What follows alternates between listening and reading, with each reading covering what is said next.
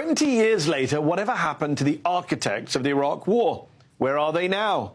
Did their record of support for a brutal and illegal war based on brazen lies and embarrassing incompetence lead to professional ruin, criminal charges, prison? No, of course not. They've done just fine. Iraq, the region and the whole world would be better off without Saddam. Tony Blair, the British Prime Minister who joined America's disastrous war in Iraq because he didn't have the guts to say no to George W. Bush. After that display of courage, Blair was bestowed with the UK's most senior knighthood just last year. Oh, and the man who didn't like Saddam's dictatorship has since made millions advising the Saudi, Emirati and Kazakh dictatorships. We're helping the people of Iraq and Afghanistan to build free societies. After sending the U.S. armed forces into a quagmire in Iraq, former Secretary of State Condoleezza Rice is now overseeing a quagmire on the football field, this time as part owner for the Denver Broncos, who ranked last in their division this past season. Go Condi! I was a big supporter of waterboarding.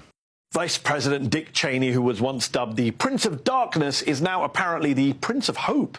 Yes, him and daughter Liz are glowing symbols for friendly bipartisanship, shaking hands with Democrats at the January 6th anniversary, and perhaps silently thanking Trump for setting the bar so low. In the next weeks and months, we shall see what we shall see. Assistant Secretary of State John Bolton was a leading promoter for the war in Iraq.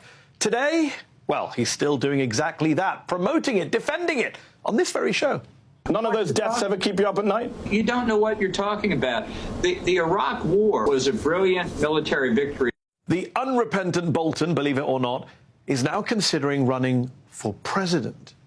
There are enormous resources available from other sources than just the American taxpayer to help the Iraqi people. Deputy Secretary of Defense Paul Wolfowitz, one of the key architects of a war that cost 40 times more than originally estimated. He went on to become, I kid you not, the president of the World Bank. That speech marked a moment where the United States really did begin to move rapidly toward a war with Iraq. Speechwriter David Frum, who coined Bush's infamous Axis of Evil line, has since managed to rebrand himself as a liberal pin-up for the anti-Trump hashtag resistance at The Atlantic magazine, where, by the way, even now he continues to write pieces defending the invasion of Iraq. Ladies and gentlemen, we got him. Paul Bremer, the man who George Bush made viceroy of post-war Iraq, went from running the occupation from the Green Zone in Baghdad to running bunny slopes in the Green Mountains of Vermont, where he now works as a ski instructor. And look, he may have overseen civil war and sectarian massacres during his time in Iraq, but hey, be fair, Bremer also opened Iraq's first ski resort. Those lucky Iraqis. And last but not least, we have a Democratic senator who had been pushing for war against Saddam Hussein for years before the US actually invaded. A man who not only voted for the Iraq war, but rallied support behind regime change. These weapons must be dislodged from Saddam Hussein, or Saddam Hussein must be dislodged from power. Yes, that man, the senator from Delaware who chaired the Foreign Relations Committee. Well, he went on to become the 46th president of the United States.